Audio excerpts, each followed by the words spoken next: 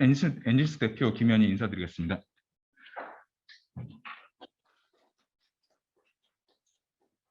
예, 말씀해주신 대로 저희는 그 NGS 기반의 빅데이터, 그리고 사실 뭐 NGS 데이터만을 저희가 취급하지 않는데요. 의학이나 의료나 생물학 관련된 빅데이터는 거의 저희가 취급을 하고 있습니다. 그래서 사실 요즘 그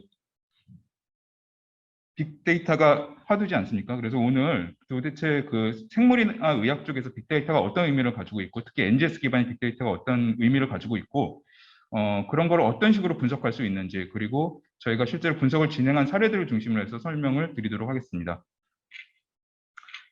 네, 뭐 일단 빅데이터가 무엇인지부터 일단 이야기해보고자 합니다. 빅데이터 말들은 많이 하는데, 일단 빅데이터가 어떤 환경에서 필요한 분석이냐, 빅데이터 어널리시스가, 그러면은 저는 간단히 말씀드리면 이게 그냥 장님 코끼리 만지기 상황이라고 생각하시면 될 것 같습니다.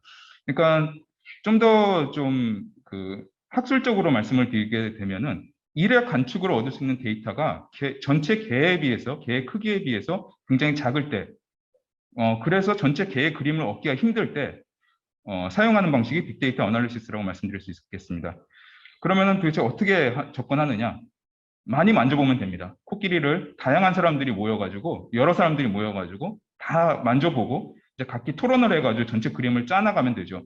근데 그러니까 결국은 어떻게 보면 굉장히 단순한 이야기인데요. 데이터를 많이 쌓으면 된다라는 건데, 중요한 것 중에 하나는 데이터가 오거나이즈된 방향으로 쌓여야 됩니다. 가령 어떤 사람은 이 코끼리의 머리 쪽에서 코끼리를 만지고 있고, 어떤 사람은 이 코끼리 꼬리 쪽에서 코끼리를 맛을 보고 있다면은 이렇게 쌓인 데이터들은 어떻게 해도 같이 합쳐질 수가 없습니다. 그러니까 만지려면 다 같이 손으로 만지고, 그 다음에 이제 일정 영역을 나눠가지고 만진다거나, 이런 식으로 굉장히 오거나이즈된 웨이로 그 데이터가 쌓여야지만 저희가 의미 있는 빅데이터라고 얘기할 수가 있겠습니다.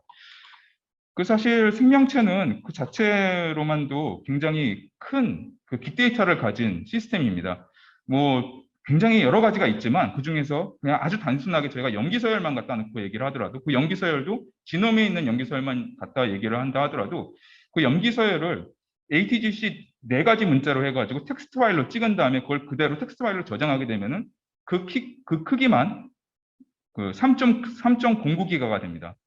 실제로 이 데이터를 여러분들이 그 웹에서 받아보실 수가 있습니다. NCBI 홈페이지에 가시면은 이 레퍼런스 휴먼 지놈의 그 시퀀스, 텍스트 파일로 된 시퀀스를 얻으실 수가 있는데, 이거 실제로 다운로드 받아보시면은 3.08기가 정도가 되고, 이거는 웬만하면 여러분의 그 윈도우 바탕의 컴퓨터에서는 열어보시지 않기를 추천드립니다. 컴퓨터가 멈춰버릴 가능성이 굉장히 높습니다.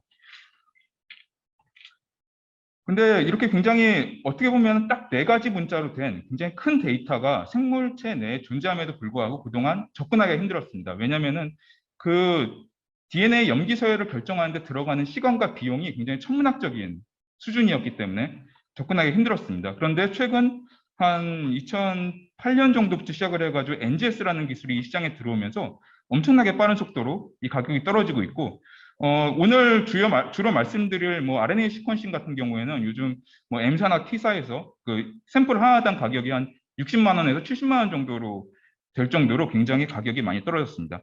이제 NGS가 뭐길래 이렇게 가격을 떨어뜨렸느냐? 그 원래 NGS 넥스트 제너레이션 시퀀싱의 학술적인 이름은 매시브 패러럴 시퀀싱입니다. 그러니까 기존의 생거 시퀀싱이 그 DNA 프래그먼트를 하나하나 읽어나가는, 그러니까 뉴클레오타이드를 하나하나 읽어나가는 방식이었는데 비해서 그 NGS는 이런 프래그먼트들을 바닥에다 쫙 붙인 다음에 일종의 카메라를 이용해 가지고 한꺼번에 여러 시퀀스를 패러럴하게 읽어나가게 됩니다. 그래서 굉장히 그 가격적인 측면과 시간적인 측면에 유리한 방식이고, 그렇기 때문에 이제 개별 사용자들도, 개별 연구자들도 이 시퀀싱 데이터를 이용할 수 있는 시대가 열리기 시작했다고 말씀드릴 수 있겠습니다. 그 시퀀싱 정보로 접근할 수 있는 것은 그 생명체 내에 크게 2가지가 있다고 생각을 하는데, 하나는 DNA, 하나는 RNA입니다. 그 오늘 주로 제가 말씀드리고자 하는 건 RNA인데요.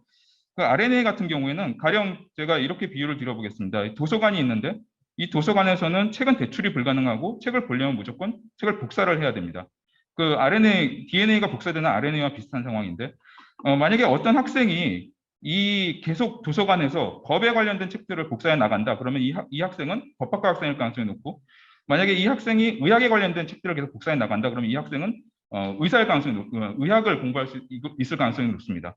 그리고 만약에 이 학생이 한참 시험 기간인데 계속 소설리만 복사해 나간다. 그러면은 약간 멘탈리티에 좀 문제가 있는 학생이라고 얘기할 수도 있겠죠. 뭐 이런 식으로 RNA 정보는 현재 그 세포의 정보를 알려주는데 굉장히 중요한 정보입니다.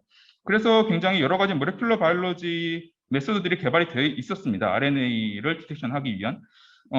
그 기존에 뭐 노던 블랏이라든가 저희가 제일 많이 요즘 쓰고 있는 RT-PCR, 그다음에 한때 이제 굉장히 풍미를 일으켰던 마이크로 어레이 같은 것들이 이제 기존에 개발된 방식이었는데, 이 방식들은 공통점이 있습니다. 이것들은 다 프로브 혹은 프라이머를 이용해서 접근하는 방식이라고 할 수 있습니다. 하지만 최근에 나온 이 벌크 RNA 시퀀싱, 원래 RNA 시퀀싱이 있었는데 싱글셀 RNA 시퀀싱이 나오면서 벌크 RNA 시퀀싱이라는 이름으로 붙었습니다. 이 두 가지는 프로브가 없이 그냥 직접 시퀀스를 읽는 방식이기 때문에 굉장한 차이를 갖게 됩니다. 이거를 낚시에 비유해서 한번 말씀을 드려보려고 하는데요. 그 기존의 프로브를 이용한 방식은 이게 한 번에 미끼를 하나씩 그 낚싯대에다가 미끼를 걸어가지고 하나씩 집어넣어가지고 물고기를 하나씩 건져 올리는 방식이라고 할 수 있습니다. 그래서 한 번에 한 마리씩 건져 올릴 수가 있고, 그 다음에 물고기마다 맞춤형 미끼가 필요합니다. 그리고 가장 문제 중에 하나는 어떤 물고기가 어떤 걸 좋아하는 물고기가, 그러니까 내가 처음에 목표로 하지 않은 물고기가 있으면은 그 물고기는 낚아낼 수가 없습니다. 그렇기 때문에 프로브가 설계되지 않으면 언노는 알 수 없다라는 단점이 있는데, 사실 RNA 시퀀싱은 이 정보를 싹 쓸어서 한꺼번에 보는 거라고 말씀드리겠습니다. 프로브가 필요 없고 언노운까지 다 볼 수가 있습니다. 이런 것들이 가지고 있는 장점이 생각보다 여러 가지가 있는데요.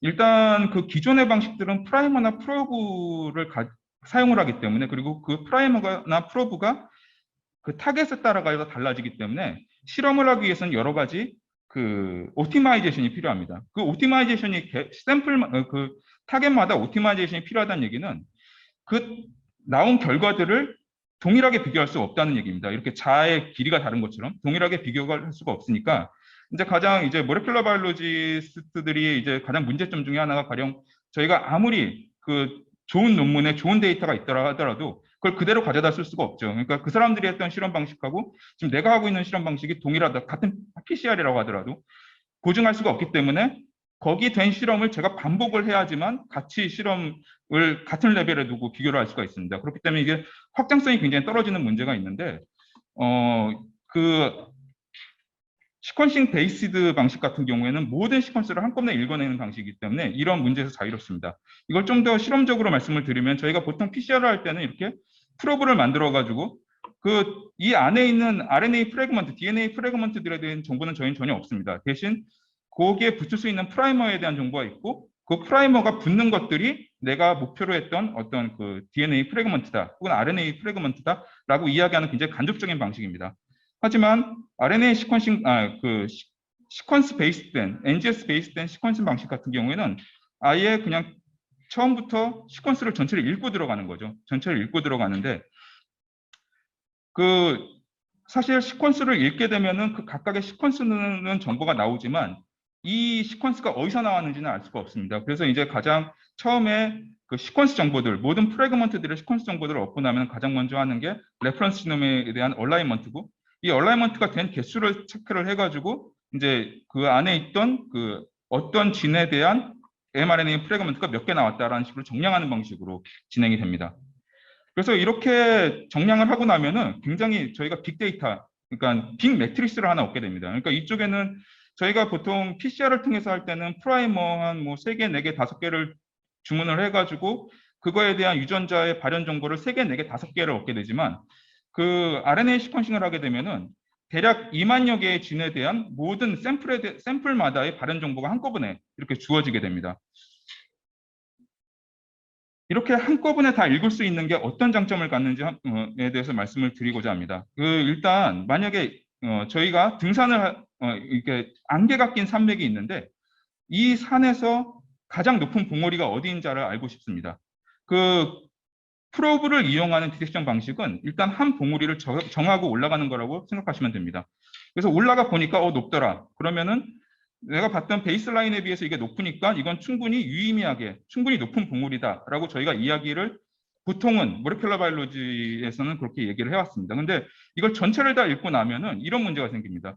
이 봉우리가 제일 높은 봉우리도 아니었고, 그리고 나중에 알고 보니까 이 봉우리가 베이스 라인에 비해서 높았지만 나중에 알고 보니 노이즈 레벨에 묻히는, 어떻게 보면 유의적이지 않았던 결과였던 거죠. 그러니까 이런 결과들 같은 경우는 특히나 반복도 안 됩니다. 계속 노이즈 레벨이기 때문에 반복도 안 되고, 여러 가지 결과의 신뢰성을 담보할 수 있는 방식이 전체 그림이 없는 상황에서 없기 때문에 굉장히 해석의 어려움이 있게 됩니다. 하지만 이렇게 전체 2만 개의 데이터를 논문에 2만 개의 데이터의 결과에 대한 걸 논문에 실으려면은 기존의 이러한 방식으로는 사실 디스플레이 할 수가 없고요. 그러다 보니까 여러 가지 통계학적, 그다음에 이제 컴퓨터를 이용한 다양한 디스플레이 방식을 사용하기 때문에 사실 이게 10년 차를 두고 이제 네이처에 실린 캔서에 대한 논문인데요. 이렇게 굉장히 많이 데이터를 디스플레이하는 방식부터가 달라지게 됩니다. 그래서 사실 아까 좌장님께서도 잠깐 말씀을 해주셨지만 이 NGS 데이터 분석은 바이올로지와 IT가 두 개가 접목이 돼야 됩니다. 근데 사실 저희가 저희 지금 여러 고객으로 오시는 분들도 말씀을 들어보면은 이제 유명한 M사나 T사 같은 데서 이제 분석을 하고 나면은 여러 가지 그 안에서 의미를 찾고 싶은데 M사나 T사에 계신 분들은 대부분 IT 베이스다 보니까 서로 이야기가 잘 안 됩니다. 뭘 얘기를 해도 해준다 그러는데 그렇게 이제 생물학적인 의미가 없는 데이터 분석을 많이 해주고 하는 경우가 많습니다. 그래서 사실 저도 원래는 좀 한 고객 중에 하나였는데 이게 워낙 답답해가지고, 근데 제가 좀 어려서부터 프로그램에 관심이 있었어가지고 한번 해보자 하고 달려들었는데, 사실 이 NGS를 분석하려면 여러 가지가 필요합니다. 일단 컴퓨터가 좋아야 되고요. 아까 말씀드린 대로 3.08기가짜리 텍스트 파일을 그냥 윈도우에서 우리 그냥 일반 PC에서 열게 되면은 컴퓨터가 멈춰버립니다. 그래서 일단 컴퓨터 파워가 좋아야 되고, 그다음에 컴퓨터 파워가 좋다는 얘기는 대부분 서버 컴퓨터를 얘기하는데, 서버 컴퓨터는 그거 나름대로도 관리가 필요합니다. 그리고 어널리틱 툴도 필요하고, 이런 게 굉장히 복잡했는데 이게 최근에 여러 가지 IT 기술의 발전을 인해 가지고 굉장히 비교적 쉽게 접근할 수 있게 됐고, 그렇기 때문에 요즘은 오히려 이런 기술보다는 바이올로지에 대한 지식이 더 중요한 상황이 되었습니다. 그리고 굉장히 이렇게 파워풀한 툴들이 많이 무료로 공개되어 있는데요.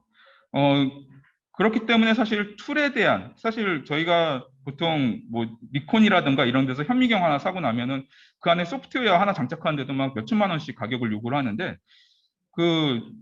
이거에 대해서 말씀을 드리면 굉장히 길게 되겠지만, 하여튼 최근에 어떤 지난 20, 30년간 어떤 그런 공유, 그러니까 프로그램 코드에 대한 공유하는 시스템이 굉장히 많이 개발이 되면서 특히 R이나 파이썬을 필두로 해가지고 빅데이터를 분석할 수 있는 무료 소프트웨어들이 굉장히 많이 공개가 되어 있습니다. 근데 문제는 이 소프트웨어들이 우리가 보통 SPSS를 쓰는 것처럼 이렇게 쉽게 클릭으로 안 되고 다 코딩을 해야 된다는 문제가 있습니다. 사실 이게 제가 이제 그래프를 그리는 과정을 좀 한번 촬영을 해가지고 지금 보여드리는데 8배속으로 돌린 겁니다. 근데 보시게 되면은 이게 코드를 짜는 데 따라 가지고 그래프가 색깔도 넣을 수가 있고 사이즈도 할 수가 있고 굉장히 다양한 어떤 그래피컬 이펙트를 줄 수 있는 이것들이 다 코딩을 통해 가지고 접근할 수 있게 요즘 프리 소프트웨어들이 굉장히 잘 되어 있습니다. 근데 문제는 코딩이라는 거죠. 그러니까 이제 특히 이제 BT 바이올로지에 익숙하신 분들은 이제 IT 쪽에 좀 익숙하지 않으시기 때문에 이 코딩이 좀 난이도가 있어서 그것 때문에 이제 바로 넘어가시지 못하지만, 그래도 이제는 코딩을 하게 되면은 이제 빅데이터에 자유롭게 접근할 수 있는 어떤 세상이 되었다고도 말씀드릴 수가 있을 것 같습니다. 그래서 제가 그런 좀 시장을 보고 사실 회사에 뛰어들게 된 거고요.